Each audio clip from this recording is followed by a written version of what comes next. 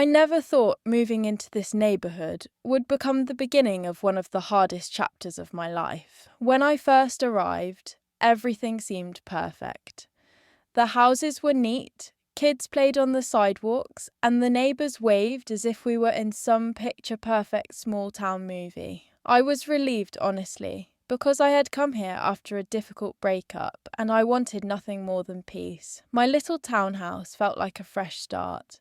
I planted flowers in the front yard, painted the porch a soft blue, and spent evenings drinking tea on the steps. That was when I first met Karen, the woman who lived directly across from me. At first glance, she seemed sweet, the type who knew every gossip in the area, but wore it with a smile that made you trust her. She came over with a basket of cookies and introduced herself, saying how happy she was to see someone young and lively moving in.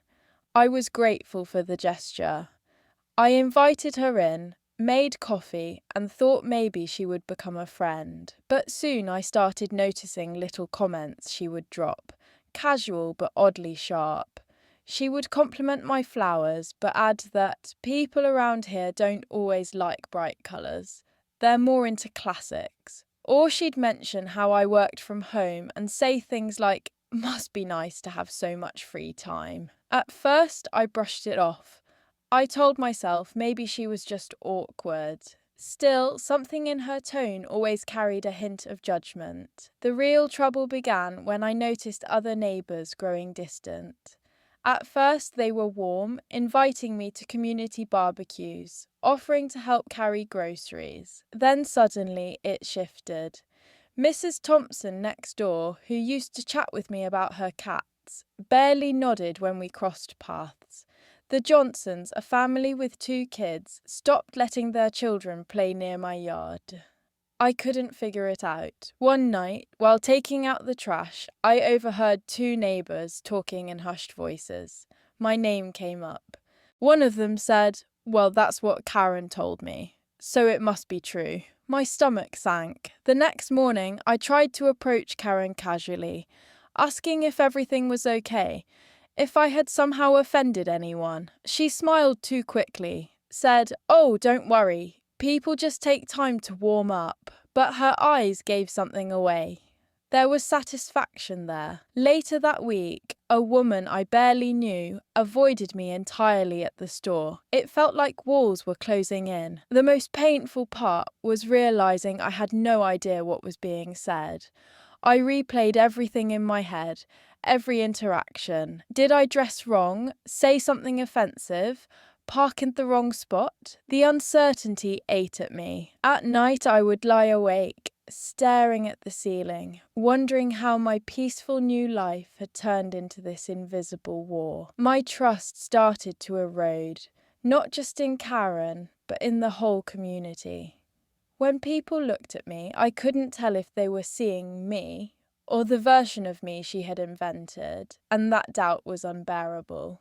I tried to ignore it at first, telling myself I was imagining things, but the tension grew heavier every day, and it was impossible to deny. One Saturday morning, I went outside to water my flowers and caught the neighbour from down the street, giving me a look that was almost disgust. And when I smiled politely, she turned away so fast you'd think I had cursed at her. That's when the paranoia started creeping in. I found myself replaying conversations with Karen.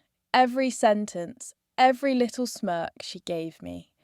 And I started wondering if she was twisting my words to others. I remembered one afternoon when I mentioned to her that I was behind on work deadlines and laughed nervously about how I sometimes stayed up till 2 in the morning to finish projects. At the time she said, "Wow, you must be exhausted." But now I wondered if she had told people I was irresponsible, lazy, or some kind of party animal. The thought made me sick. Soon enough, I got my first direct clue. At the mailbox, a man I barely knew, Mr. Harris, muttered under his breath, "People like you ruin neighbourhoods." I froze with the letters in my hand, my cheeks burning, and before I could even respond, he walked off shaking his head. That night I sat at my kitchen table, with a cup of tea growing cold in front of me.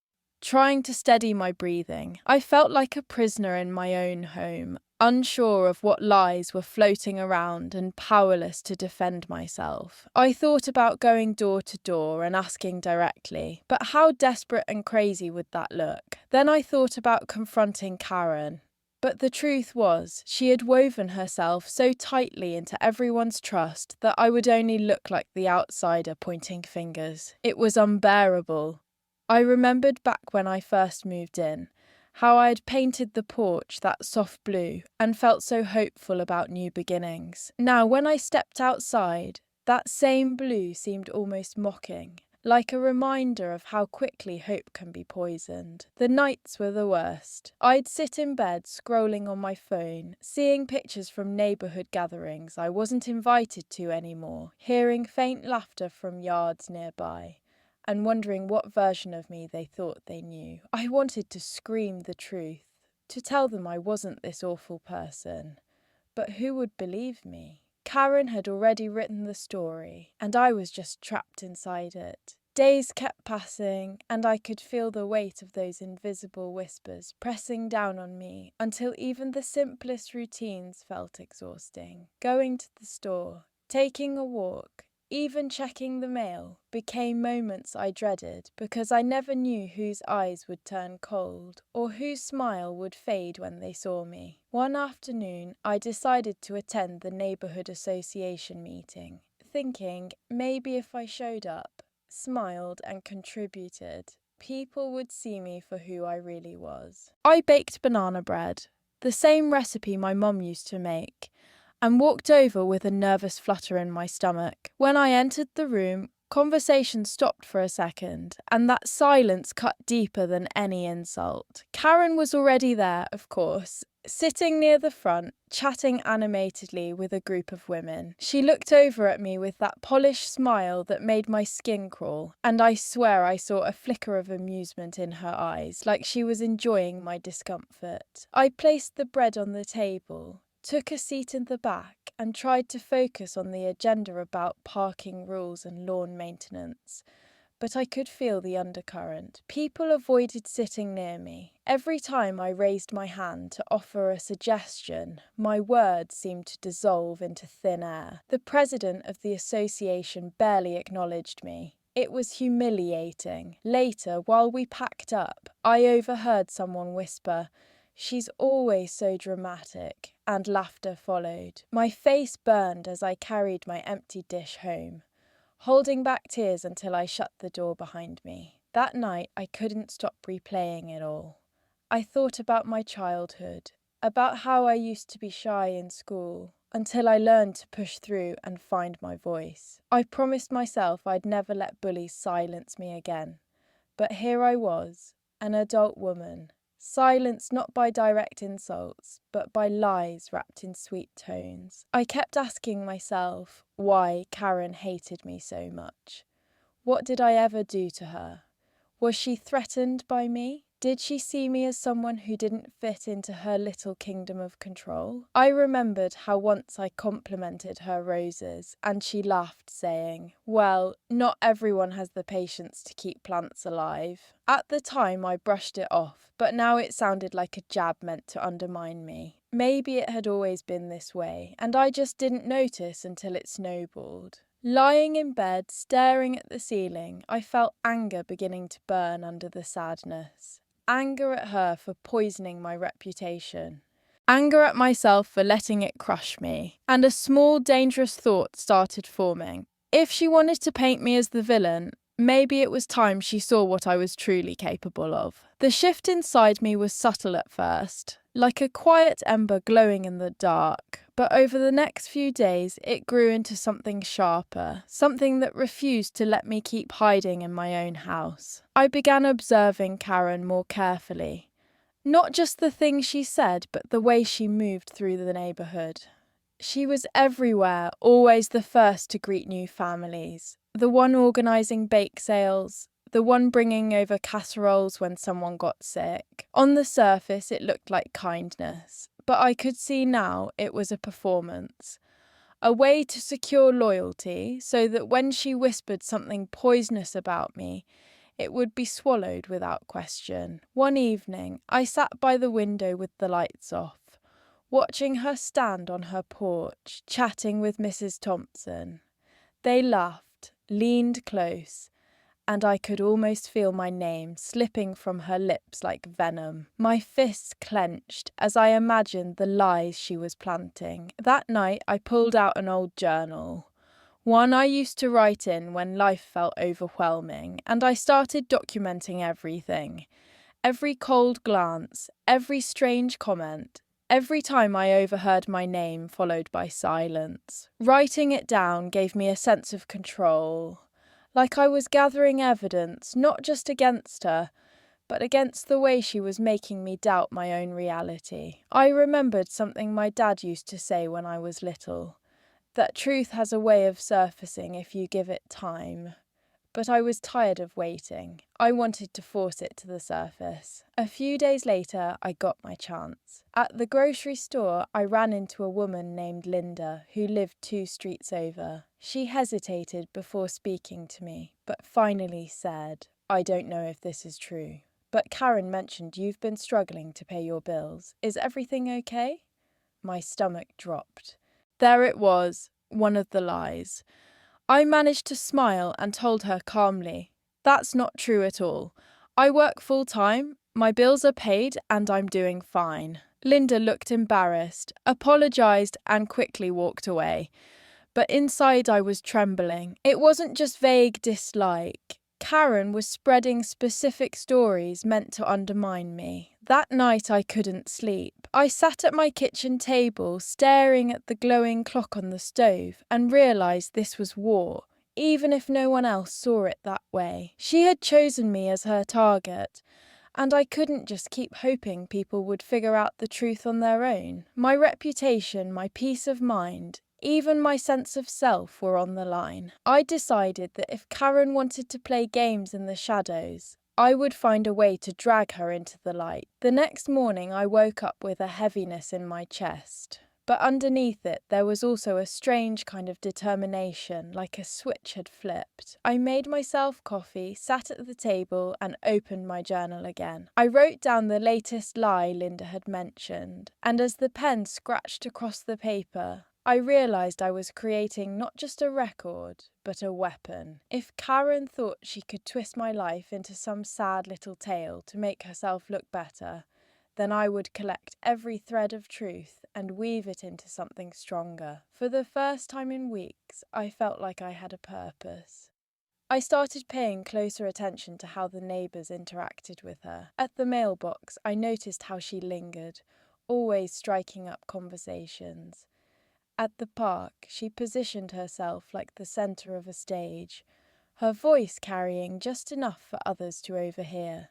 She was careful, never saying anything that could be called cruel if repeated word for word, but loaded with implication. "I just hope she's okay," I heard her murmur once when she thought I wasn't within earshot.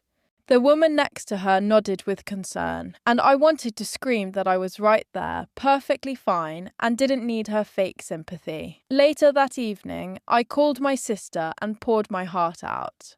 I told her everything, from the cold stares to the lies to how isolated I felt. She listened quietly, then said, "You can't fight shadows with shadows. You need to find a way to make her expose herself." Those words stayed with me. I began imagining scenarios, ways to let Karen's mask slip in front of others. But the truth was, I didn't know how yet. What I did know was that I couldn't keep shrinking, so I forced myself to go to the next neighbourhood barbecue, even though I dreaded it. I baked brownies, put on my favourite summer dress, and walked in with my head high. The atmosphere shifted when I arrived. Conversations dimmed for a moment, and then continued, but I could feel the undercurrent. I carried my plate to the table, greeted a few people, and tried to act natural. Karen floated over not long after, her smile bright but her eyes sharp. "Oh, you made it," she said sweetly, as if I was a child who finally showed up to class. "We were just talking about how busy you must be with everything." The pause in her sentence felt loaded, like an inside joke I wasn't in on. I forced a smile and replied, "Yes, I've been busy with work projects. It keeps me on my toes." A few people glanced at me, curious, maybe waiting for some crack in the facade, but I held steady. I spent the rest of the evening making small talk, laughing when I could, and even playing a game with some of the kids. When I finally went home, I didn't know if I had changed anyone's mind, but I knew one thing. Karen didn't get to erase me. Not tonight. Not ever. And as I lay in bed later, staring into the dark, I began to feel the outline of a plan forming. A way to reclaim the narrative that had been stolen from me. The morning after the barbecue, I woke up with a strange mix of exhaustion and adrenaline still pulsing through me. Like my body hadn't caught up to the emotional strain of holding myself together for hours. I replayed the moments in my head. Karen's smile that felt more like a blade. The subtle glances between neighbours when she spoke. And the way I forced myself to stay calm. It hadn't been easy, but for the first time I felt like maybe I could stand my ground without breaking. Still, I knew this wasn't enough. Simply showing up wouldn't erase the poison she had been dripping for months. I needed to find a way to pull the curtain back and let people see her for what she really was. I started small. Every time I saw a neighbour, I made an effort to smile, ask about their kids, or compliment their garden. Not fake, but genuine, because I truly wanted them to know me. Not the version Karen invented. Some responded with hesitation, some with warmth, and some with that same polite distance that told me her lies still lingered in their minds. But bit by bit, I felt cracks forming in the wall she had built. Then one afternoon, as I was trimming the roses in my front yard, Mrs. Thompson, who had avoided me for weeks, finally stopped to chat. She mentioned her cat had been sick, and I listened carefully, asking questions and offering a tip about a vet I once used. For a brief moment, I saw her soften. That little exchange gave me hope, but Karen was relentless. The very next day, I overheard her telling a group of women that I seemed nice but had a temper. My hand shook as I watered my flowers, pretending not to hear, while inside I was boiling. That was when the idea of gathering proof started to solidify. I thought about setting up a recording device, catching her words when she thought no one was paying attention. It felt sneaky, but wasn't that exactly what she was doing to me? Only worse. At night I wrote in my journal, "Truth will speak louder if I give it a voice." I didn't know how yet, but I was determined to make her own lies undo her. Meanwhile, I leaned into small victories. I invited Linda for coffee after running into her at the store, and we ended up talking for an hour. I made sure to mention my work, my projects, and how fulfilling they were. She seemed surprised, almost relieved, like she realised the rumours didn't add up. It wasn't much, but it was something. Later, when I sat on my porch watching the sun go down, I felt a shift inside me. For weeks I had been the victim, drowning in suspicion and hurt. But now I was starting to rise. Karen thought she had turned everyone against me. But she underestimated one thing. I wasn't going to disappear quietly. By the time another week passed, I had stopped expecting fairness from anyone and instead focused on the small ways I could start taking control back. I began documenting more carefully, not just in my journal, but on my phone. Every time I overheard Karen say something questionable, I jotted it down with the date and place. Every odd encounter with a neighbour, every cold glance or strange comment, I wrote it all down. It gave me a sense of order, like I wasn't drowning anymore, but collecting evidence in a trial only I could see. One evening, as I was walking home from the store, I noticed Karen standing with two women by her porch. She didn't see me at first, and I caught her saying, "Well, I just don't think she fits in here. Some people bring drama wherever they go." My stomach dropped, but then a spark of clarity hit me. She wasn't just spreading vague gossip, she was planting phrases designed to isolate me. I stepped louder on the pavement so she would notice me. And sure enough, she turned, plastered that same sweet smile on her face, and waved like we were best friends. I waved back, but inside I promised myself that moment would not be forgotten. That night I sat in the quiet of my kitchen and thought about how people like Karen thrive in silence. As long as no one challenges them, their version of events becomes the truth. I remembered being a kid in middle school, how a group of girls once spread rumours about me liking a boy just to laugh at me, and how I stayed quiet back then because I was scared of making it worse. The memory burned fresh again, and I swore I wouldn't let that pattern repeat now. So I began to plan something I never thought I'd do. I would host a small gathering myself, nothing grand, just coffee and pastries on my porch. An open invitation to a few neighbours. I figured if they could see me in my own space, relaxed and genuine, maybe they would start to doubt Karen's narrative. The night before, I baked muffins and cleaned every corner of my living room. I even bought fresh flowers, sunflowers that reminded me of summers at my grandmother's house, when life felt simpler. The morning of, I sent out texts and a couple of handwritten notes I slipped into mailboxes. When the first neighbour showed up, I was so nervous I thought my hands would shake the coffee pot out of my grip. But then Mrs. Thompson arrived, followed by Linda, and soon there were 5 people sitting around my little table, chatting and eating muffins. For the first time in months, I felt like I belonged again. Karen didn't show up, of course, but I noticed her curtains twitching across the street, and I knew she was watching. That image gave me a strange thrill. Maybe she realised I wasn't as easy to erase as she thought. The small gathering on my porch turned out to be more than just muffins and polite conversation. It was the first crack of light breaking through weeks of darkness and isolation. As I sat there pouring coffee and listening to neighbours laugh about their kids or share gardening tips, I realised that these people weren't my enemies. They were simply caught in the web Karen had spun. The more I spoke, the more relaxed the atmosphere became.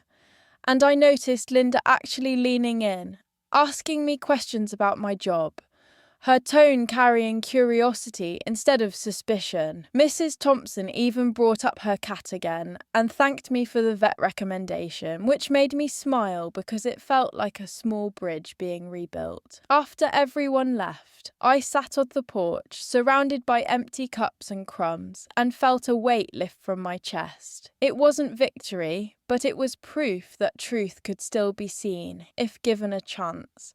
Of course, Karen didn't let it slide. The very next day, she walked over with that same sugary smile and said, "I heard you had a little get-together. I wish I had known. I would have come by." The false sweetness in her tone almost made me laugh, because I knew she had seen the entire thing through her curtains. I simply smiled back and said, "It was very last minute, but I'll let you know next time." And the way her eyes flickered told me she hated not being in control. That gave me energy. Over the following days, I kept hosting small moments, nothing big, just sharing tomatoes from my garden or waving at kids passing by, making sure my presence in the neighbourhood felt warm and real. Still, beneath the surface, I could feel Karen working harder. At the grocery store, a woman I barely knew muttered, "I just hope you're okay. You seem under a lot of stress." And I knew instantly where that came from. It was her tactic: cloak the poison in concern, make it sound like she cared while planting seeds of doubt. That night I sat on my couch staring at the ceiling fan and decided I couldn't just react anymore. I had to act. I remembered my sister's words about making her expose herself. The idea of recording her came back stronger, and I began to imagine how it might work. If I could catch her in one of those moments, not just implying but outright lying, maybe then the truth would be undeniable. The thought both scared and excited me. I didn't like the idea of sneaking around, but wasn't I already being forced into secrecy by her manipulations? As I wrote in my journal that night, I realised something important. Karen had underestimated me. She thought I was fragile, that her whispers could shatter me for good. But what she didn't realise was that every cruel look, every rumour, every moment of loneliness had been shaping me into someone much stronger than the woman who first moved into this neighbourhood, and I was almost ready to show her. I spent the next few days quietly preparing, and while to anyone else it probably looked like I was just going about normal routines, inside I felt like I was setting the stage for a truth that had been suffocating in silence for too long. I bought a small recording device online. Something discreet that I could slip into my pocket or set near the porch, when Karen inevitably drifted over with her carefully disguised venom. Waiting for it to arrive made me nervous, but also gave me a sense of purpose that I hadn't felt in months. At night I lay awake imagining scenarios, wondering if she would ever let her mask slip enough for me to catch something solid. But deep down I knew people like Karen always get comfortable. They always push a little further until the ugliness shines through. It was just a matter of time. In the meantime, I focused on small wins. I joined a book club Linda had mentioned, something Karen wasn't part of, and that gave me a chance to connect with a few neighbours without her shadow looming. During the first meeting, when I shared my thoughts on the novel, I saw genuine interest in people's eyes, and it felt like reclaiming a piece of myself. Still, the moment I walked out and saw Karen's car parked nearby, my stomach clenched. She was always around, always watching. Then came the day the device finally arrived. I unboxed it carefully at my kitchen table, my hands trembling a little, and tested it by recording myself reading aloud. The clarity of the sound startled me. It was sharp enough to catch even faint whispers. That gave me hope. The very next morning, Karen approached while I was trimming my roses. She leaned on the fence, her voice dripping with false warmth as she said, "You must be so tired, staying up all night again. I just hope your lifestyle isn't a bad influence on the kids around here." My heart pounded as I forced a polite smile. But inside I was screaming because finally she had crossed the line into something concrete. I had slipped the recorder into my pocket before going outside, almost on instinct, and as she spoke, I kept my hand steady, though every nerve in me was buzzing. When she walked away, humming to herself like nothing had happened, I rushed inside and played it back. The words were there, clear as day. My hand shook as I listened again and again. Proof that I wasn't imagining this nightmare. Proof that she was actively trying to smear me. For the first time in months, I felt power shift ever so slightly back into my hands. But it also raised a terrifying question. What was I going to do with this proof?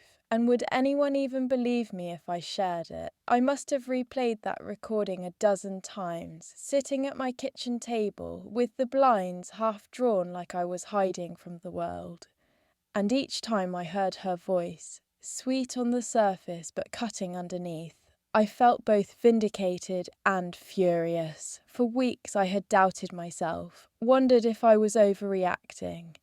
And here it was in black and white sound waves, proof that Karen was deliberately twisting things, making me into some kind of villain in a story I never agreed to be part of. But even with that evidence, fear gnawed at me. What if I showed it to people and they dismissed it? What if they thought I was sneaky for recording her? The thought made me hesitate, but then I remembered all those sleepless nights. All the times I avoided stepping outside because I couldn't bear another cold glance, and I knew I couldn't let fear stop me anymore. I needed to be strategic. I started by sending the clip to my sister, asking her to listen with fresh ears. After a pause, she said, This is exactly what you needed. She sounds condescending, manipulative, and it's obvious she's trying to make you look bad. You can't keep this to yourself." Her confidence lit something in me. Over the next few days, I carefully chose who to trust. I invited Linda over for tea, and after some small talk, I played her the recording. She listened with wide eyes, then shook her head slowly. "I knew something didn't add up," she whispered. "I'm so sorry you've been going through this." That moment nearly broke me, because it was the first time someone in this neighbourhood truly acknowledged my pain. She promised not to spread the recording, but said she would no longer take anything Karen said at face value. It was a start. Encouraged, I shared it with Mrs. Thompson next, reminding her how distant things had become between us. She listened quietly, her hands folded in her lap, and when it ended, she let out a long sigh. "I should have trusted my own instincts," she admitted. "You've always been kind to me." Hearing those words made me want to cry, but I held it together. Slowly, carefully, I was undoing Karen's spell. Still, I knew confronting her directly was inevitable. She thrived in shadows, but the moment she realised I'd caught her in the act, she would lash out. I wasn't naive about that. The thought of facing her made my stomach twist, but a strange calm was growing inside me too. For the first time since moving here, I wasn't the powerless one anymore. And I had no intention of going back. Once I had a few people on my side, I noticed the atmosphere of the neighbourhood shifting ever so slightly. It wasn't dramatic. No one suddenly threw their arms around me. But the stares weren't as sharp, and a few cautious smiles appeared, where before there had only been cold silence. It gave me courage, but it also made Karen restless. She must have sensed the tide changing, because she started showing up at my fence more often, asking innocent questions in that syrupy tone she used when she wanted to appear harmless. "Are you sleeping better these days?" she asked one morning loud enough for two neighbours walking by to hear. My jaw clenched, but instead of reacting, I simply smiled and said, "Yes, thank you for your concern. I've been great." The surprise in her eyes was almost satisfying. Later that evening, I sat on my porch writing in my journal, and I realised I had reached a turning point. For months she had defined me with her whispers, but now I had proof, allies, and a growing confidence that she couldn't erase me so easily. Still, part of me wanted more than quiet vindication. I wanted her to feel the humiliation I had carried, the weight of being judged for lies you never spoke. That thought scared me because I didn't like thinking of myself as someone who wanted revenge. But when I replayed everything, Linda's worried questions, Mr. Harris muttering that people like me ruined neighbourhoods, the countless cold shoulders, I couldn't deny the anger boiling inside me. So I began planning a confrontation, not behind closed doors, but in the open, where others could see her for who she truly was. The chance came sooner than I expected. The neighbourhood association announced another meeting, and I knew Karen would be front and centre, soaking up the attention like always. I decided that would be the place. The night before the meeting, I barely slept, pacing my living room with the recording device in my hand, imagining the looks on their faces when they finally heard her words. I knew it was risky, that some people might see me as dramatic or vindictive, but I also knew staying silent had nearly destroyed me. When morning came, I dressed carefully, chose a calm smile, and walked over to the hall with my heart pounding in my chest. Karen was there already, surrounded by her usual circle, her laughter filling the room. As I took a seat, I could feel her eyes flick toward me, calculating. She had no idea that this time I wasn't the one on trial. She was. The meeting started like all the others, with small talk about lawn care and neighbourhood events. But I barely heard a word because my pulse was roaring in my ears as I waited for the right moment. Karen was sitting near the front, her posture perfect, her laugh chiming at every joke the president made.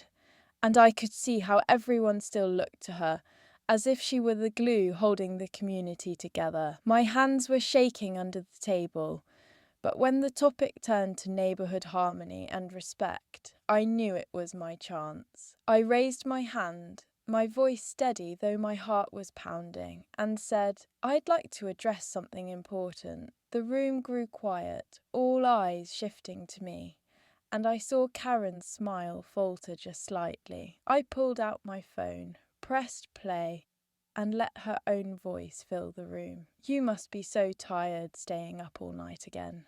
I just hope your lifestyle isn't a bad influence on the kids around here." The silence that followed was thick, almost suffocating. Faces turned toward her, and I caught the flicker of panic in her eyes before she quickly forced a laugh. "Oh, that was taken out of context," she said lightly, but no one was laughing with her. Mrs. Thompson frowned. Linda shook her head, and even the president looked uncomfortable. For once, the spotlight wasn't flattering her. It was burning. I spoke again, my voice trembling but strong. "For months I've been treated like an outsider in my own neighbourhood because of whispers and lies. I never wanted drama. I only wanted peace, but I can't stay silent while my character is being shredded behind closed doors." I looked directly at her and she couldn't hold my gaze. The meeting moved on eventually, but the shift was undeniable. People avoided Karen afterward, and a few even came up to me quietly to apologise for believing rumours. That night, sitting on my porch under the glow of the street lamp, I felt an exhaustion deeper than I'd ever known, but also a freedom that brought me close to tears. I didn't feel triumphant exactly. It wasn't about victory, but I felt lighter, as if I had finally stepped out from under a shadow. Karen never apologised, of course, and I didn't expect her to. But her power was broken, and little by little the walls she built around me crumbled. Neighbours started waving again. Some stopped by with small gestures of kindness, and I realised I had something Karen could never take away.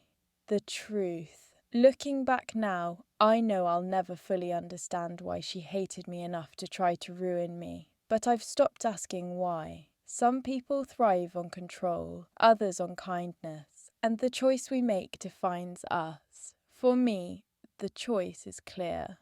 I refuse to be defined by her lies. I choose to stand, even if my voice shakes, because silence was never safety. It was a prison, and now, finally, I am free.